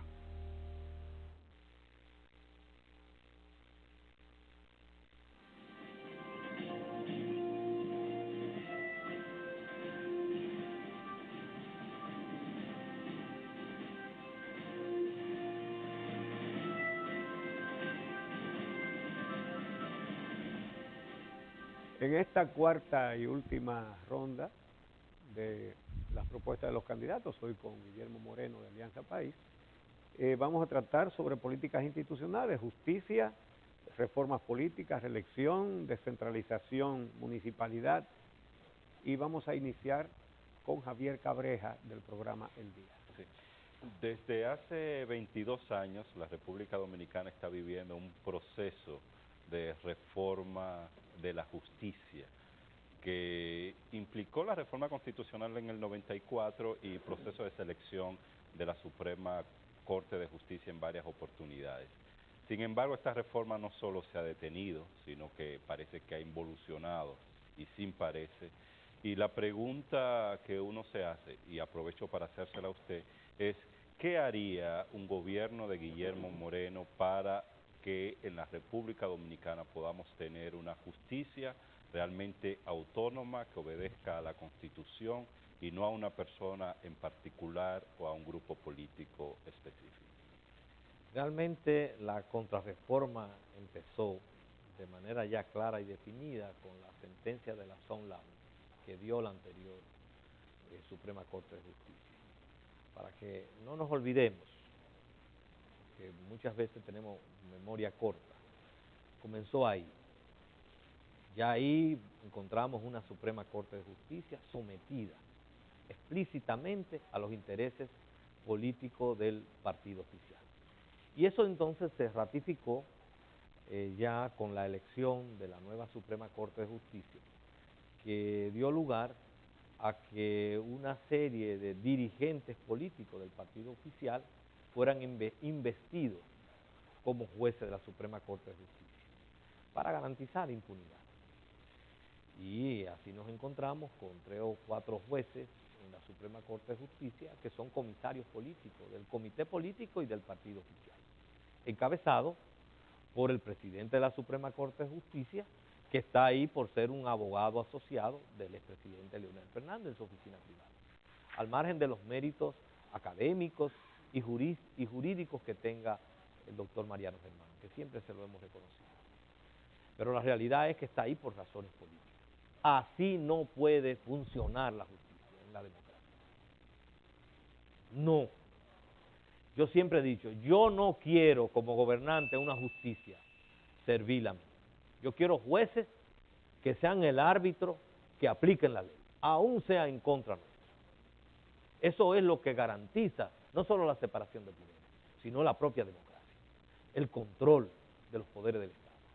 Por eso nosotros planteamos, en primer lugar, que es necesario, hay que reformar la Constitución, porque la actual composición del Consejo Nacional de la Magistratura, con la introducción del Procurador General de la República, es lo que ha permitido que un partido, por una mayoría coyuntural electoral, pueda tener el control absoluto de todos los poderes del Estado y convertirse en un partido-Estado, como es el partido gobernante de hoy día. Hay que reformarla. Y hemos planteado que somos partidarios de una Suprema Corte de Justicia integrada por jueces de carrera, profesionales, independientes y que ejerzan el control sobre todo del Poder Ejecutivo. Cuando en 1997 se creó la Comisión Organizadora del Diálogo Nacional, dentro de los temas que salieron estuvo que la población quería... Qué buena memoria. Sí, la población quería reformas políticas. Y es ahí donde se inicia, a partir del 99, la posibilidad de tener una ley de partidos políticos y de agrupaciones políticas. Han pasado muchos años, casi 19 desde entonces. ¿Qué haría usted, porque el presidente aquí tiene mucha fuerza, siendo presidente de la República, para que las reformas políticas aquí se den, tal y como aspira Yo fui hasta el miembro pueblo? de esa comisión de reforma política del Diálogo Nacional del 98. Nosotros necesitamos a fondo una reforma política, porque la democracia dominicana adolece de una falta de representatividad, hay una crisis de representatividad en legisladores, en los ayuntamientos, en sentido general. Y eso ha vaciado de contenido nuestra democracia. La ciudadanía solamente es consultada en procesos electorales, algunos de los cuales muy cuestionados. Necesitamos una reforma política para tener y avanzar hacia una democracia verdadera, que garantice la participación y el control de los ciudadanos sobre sus representantes y que nuestros representantes efectivamente vayan a representar el interés de la sociedad y no a sí mismos, y no a los intereses de grupos económicos o políticos. Lo que pasa es que estamos atrapados, porque los que están llamados a hacer esa reforma son los propios beneficiados del actual estado de cosas. Y por eso no tienen interés ni en ley de partidos ni en ley electoral. Solo un nuevo liderazgo político que asuma la dirección del Estado, un liderazgo como el de Alianza País, que es un liderazgo no hipotecado a ningún sector político tradicional ni a ningún sector económico, puede garantizar ese tránsito hacia la reforma política necesaria. Un liderazgo forjado desde lo alternativo, un liderazgo nuevo en el sentido de prácticas políticas nuevas, con un compromiso social, con verdaderas convicciones democráticas demostradas en nuestro propio proceso de construcción y de ejercicio de la política. Solo un liderazgo así, que asuma la dirección del Estado, podrá producir esa reforma necesaria.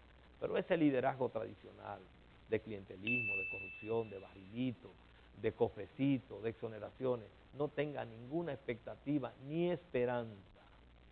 Por eso es que invitamos a los ciudadanos a que nos apoyen y nos acompañen, que hagan el voto, voten de la manera más útil por una propuesta como Alianza País, que sí garantiza el cambio de rumbo en la República Dominicana.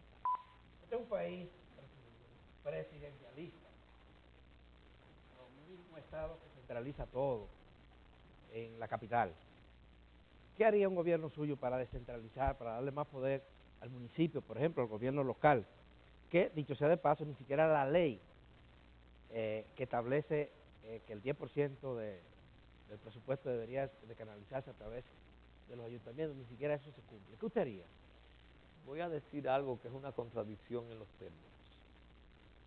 Es decir, voy a utilizar precisamente el presidencialismo precisamente para despresidencializar el poder, fortaleciendo el poder local. Yo creo, como usted no se imagina, en el papel del poder local, por una razón sencilla. Las personas, los ciudadanos, donde podemos disfrutar realmente los beneficios de la democracia, es en la comunidad donde vivimos. Nadie vive en la República Dominicana, la gente vive en un barrio, en una calle, en una casa. Es lo que se llama la democracia de la proximidad. Es ahí donde podemos saber si vivimos en un país seguro, en la casa donde yo entro y salgo todos los días. Es ahí donde yo puedo saber si vivo en un país donde tengo derechos, la calle que piso, la acera por la que transito, si está iluminada la calle, si recogen la basura. Entonces, fortalecer el poder local es hacer real la democracia. Y eso comienza primero por aplicar la ley 176, garantizarle el 10% del presupuesto nacional a los ayuntamientos, darle competencias reales a los ayuntamientos, fiscalizar y controlar, porque muchas veces no solamente nos fijamos en la corrupción que se da a nivel del Ejecutivo, pero en muchos de los ayuntamientos la corrupción reproduce en la misma corrupción, el mismo sistema corrupto del Poder Ejecutivo. Y vemos ahora que hay varios alcaldes en procesos por actos de corrupción graves. Entonces, en ese contexto hay que fortalecer indudablemente el poder local, darle competencia y establecer estrategias. Nosotros creemos mucho en una planificación, no solamente municipal, provincial, sino también regional. Porque en un país de 48.000 kilómetros cuadrados, en media hora usted puede atravesar 3 provincias. Usted está en San Cristóbal, Baní y llegó a Azo. Entonces nosotros necesitamos tener planificaciones regionales, porque hay problemas regionales comunes. Y entonces eso también nos va a permitir soluciones más racionales y más eficientes. Una de las reglas de oro de la democracia es la equidad en la competencia, no solamente para disputarse la dirección del Estado, sino también dentro de los partidos que deberían ser el vehículo de la democracia y que regularmente no lo son, con directivas que se eternizan. ¿Qué propuestas tiene para que sea equitativa la competencia, fuera y dentro de los partidos? Los partidos en la democracia nuestra tienen y van a tener por muchos años importancia. sobre todo mientras aquí no tengamos instituciones que por sí mismos garanticen los derechos y mientras no tengamos instituciones tampoco tendremos una opinión pública que tenga un peso o que pueda jugar un papel en la conducción de la sociedad. Mientras tanto, los partidos tendrán un peso específico como lo han tenido en todas estas décadas. Los partidos son los principales proveedores de los funcionarios y de los representantes.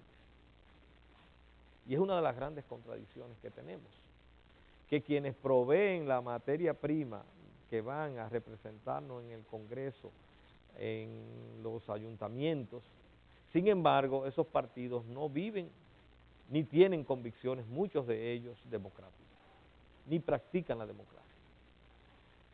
No tienen tradición de transparencia en los recursos públicos o los recursos que manejan en campañas y como partidos.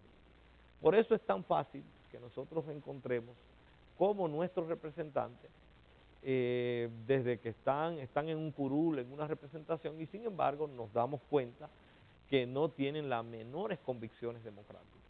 Y además de eso, que van a esas funciones a servirse.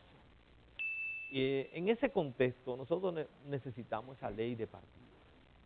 Una ley de partido que, entre otras cosas, pueda resolver dos cuestiones básicas. Primero, la democracia interna de los partidos. Tenemos que lograr que nuestros partidos funcionen cada vez más con participación de la gente, tanto hombres como mujeres, en la composición de esos partidos. Y en segundo lugar, que los partidos funcionen y la ley garantice y obligue con transparencia, que los recursos públicos que utilice un partido tengan un origen ilícito y haya mecanismos de fiscalización y de control sobre los partidos. Doctor Moreno, en ese diálogo nacional del 97-98, en la Comisión de Reformas Políticas acordamos una reforma constitucional mediante una asamblea constituyente. Usted habló ahorita de reforma constitucional. ¿Sería con la reforma constituyente que se nos negó después de verse comprometido antes o lo haría acomodándolo al interés de su partido? Mire, nosotros en nuestro programa de gobierno está consignada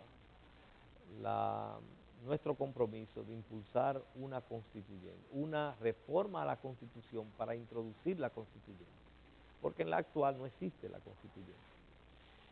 Y siempre hemos creído que el mecanismo de modificación de la Constitución tiene que ser la constituyente, porque nos permite lograr una renovación del pacto social, del pacto político, con la representación de la diversidad de sectores políticos, sociales, económicos, religiosos que componen hoy la nación dominicana, y no una reforma constitucional que quede como acuerdo de aposento de cúpulas políticas. Esa es la gran diferencia. Por eso planteamos la necesidad de, y es nuestro compromiso, impulsar una reforma constitucional para introducir la constituyente y desde ahí, en el momento oportuno, entonces impulsar, llamar a hacer una constituyente para la renovación del pacto social, del pacto económico y político que debe regir a las presentes y futuras generaciones de la República Dominicana. Se percibe que una oposición dispersa, dividida, acude a unas elecciones del 3 domingo muy debilitada porque no se pusieron de acuerdo para enfrentar a un presidente candidato. Atuey de Can, sentado ahí donde usted está, dijo que el último esfuerzo lo hizo con usted y con Minú. Los juntó y dijo, lleguen a un acuerdo ustedes y el que sea el candidato, yo los apoyo y entre los tres vamos unidos. ¿Qué pasó? ¿Por qué no hay una unificación de la oposición? Debo tomar 15 segundos de la pregunta anterior y voy de derecho allá. Mire, para nosotros la constituyente es muy importante porque nosotros queremos introducir en la Constitución primero una reforma del Consejo Nacional de la Magistratura para evitar lo que anteriormente decíamos. También porque hemos estado impulsando desde la fundación de Alianza País, y así está en nuestro libro Alianza Propuesta de País, un congreso unicameral. Y en tercer lugar, nosotros queremos fortalecer los mecanismos de control ciudadano y de participación ciudadana sobre sus representantes. Y por eso entonces queremos fortalecer los presupuestos participativos, las veedurías ciudadanas y la revocación del mandato. Claro, lo que haríamos es propugnar, impulsar todos esos mecanismos de transformación de la actual Constitución a través de esa constituyente para que sea evidentemente la Asamblea Constituyente que la apruebe. Para nosotros tener entonces una constituyente diferente.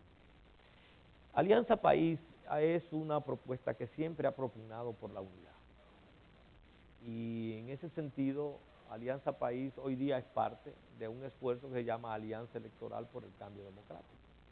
Y nosotros hemos planteado de manera insistente que el mecanismo hacia la unidad era la mesa de diálogo, que no podía ser la unidad la adhesión a una candidatura, que era una mesa de diálogo sobre todo para definir no solamente el cambio político, sino para qué íbamos al gobierno.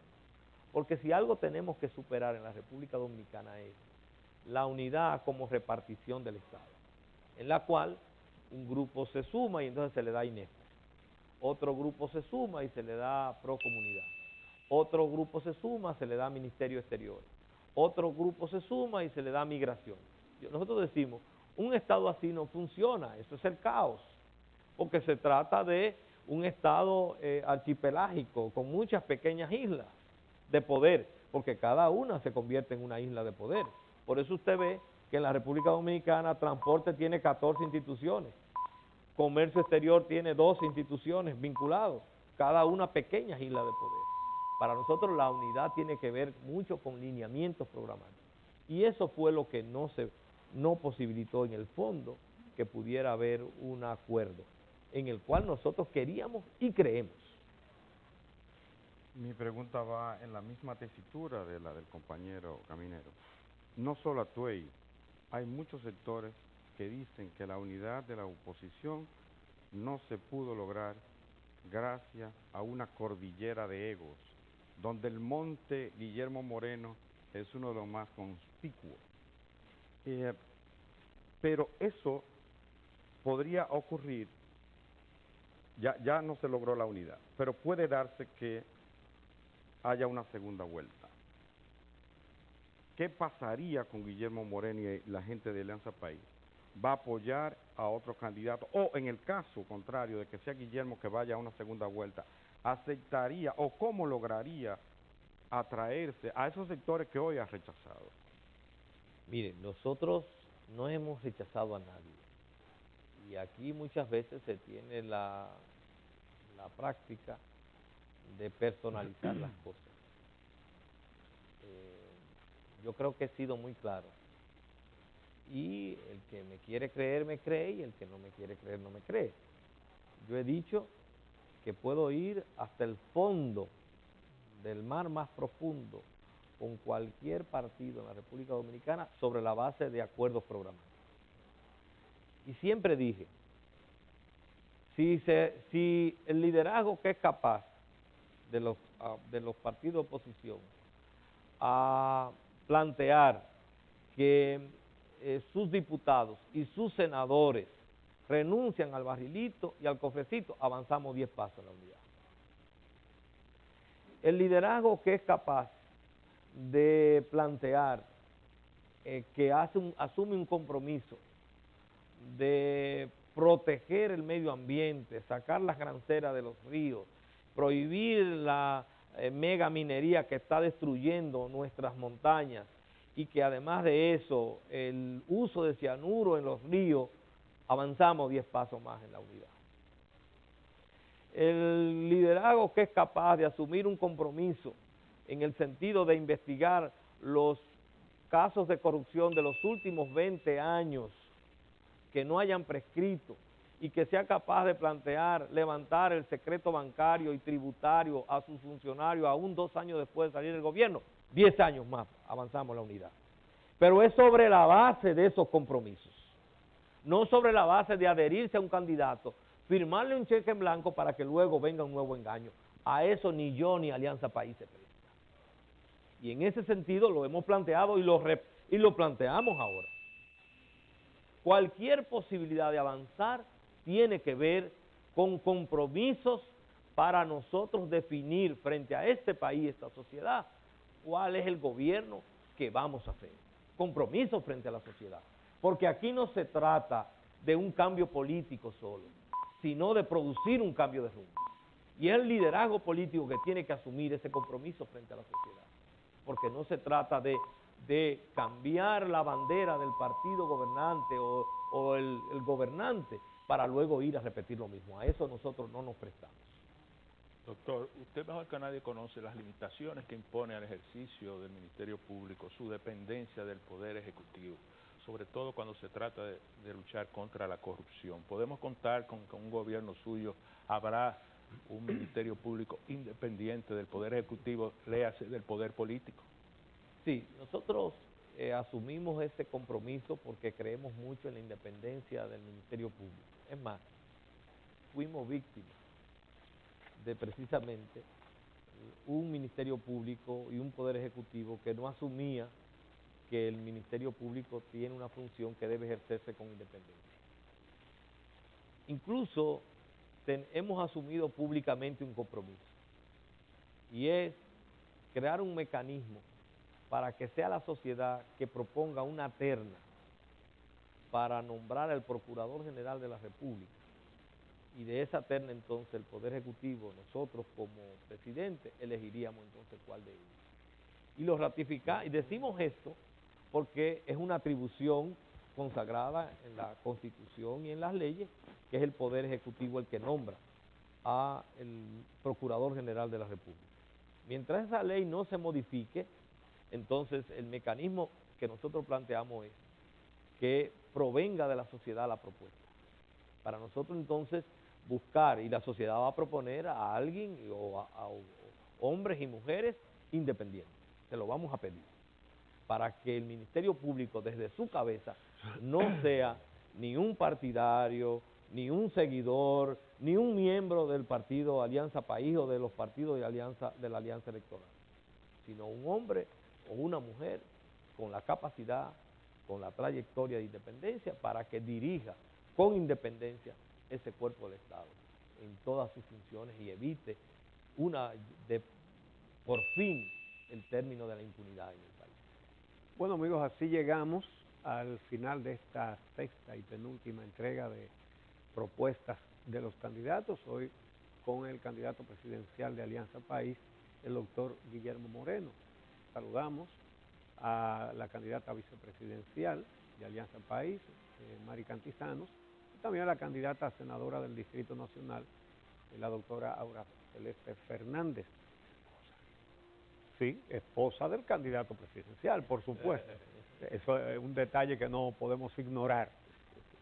Mañana tendremos ya la séptima y última entrega con el candidato vicepresidencial del Partido Revolucionario Moderno, el candidato presidencial, Luis Abinader. Juan.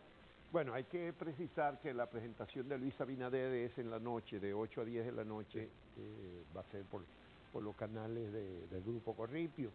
Esta presentación, como las anteriores, se reproduce a las 7 de la noche por Telentillas, y de 7 a 9, y de 7:30 de la noche a 9:30 por Coral 39. La de mañana no se va a reproducir en la mañana. Hay que explicarle que eso se concibió así ha sido en las dos presentaciones del 2008 y el 2012.